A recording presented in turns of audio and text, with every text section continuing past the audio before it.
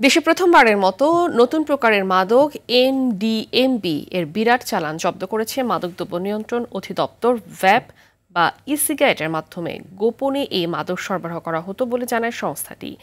সকালে সেগুনবাগিচায় সংবাদ সম্মেলনে মাদকদ্রব্য নিয়ন্ত্রণ অধিদপ্তরের মহাপরিচালক জানায়, মালয়েশিয়া থেকে সংগ্রহ করা এই মাদকের মূল হোতা সহ চক্রের 4 সদস্যকে গ্রেফতার করা হয়েছে।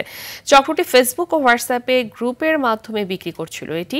তিনি আরও জানান, কয়েক ফোঁটায় স্নায়ুতন্ত্রে তীব্র প্রতিক্রিয়া শুরু করে এমডিএম। শয়তানের নিঃশ্বাসের চেয়েও ভয়ঙ্কর এই মাদক উল্লেখ করে ডিএমপি জানায়, এটি গ্রহণ করলে হ্যালুসিনেশনের মতো হতো সেবনকারীর। পানির মতো দেখতে বিভিন্ন ধরনের ফলের গন্ধ রয়েছে এই উচ্চ মাত্রার সিনথেটিক মাদকে।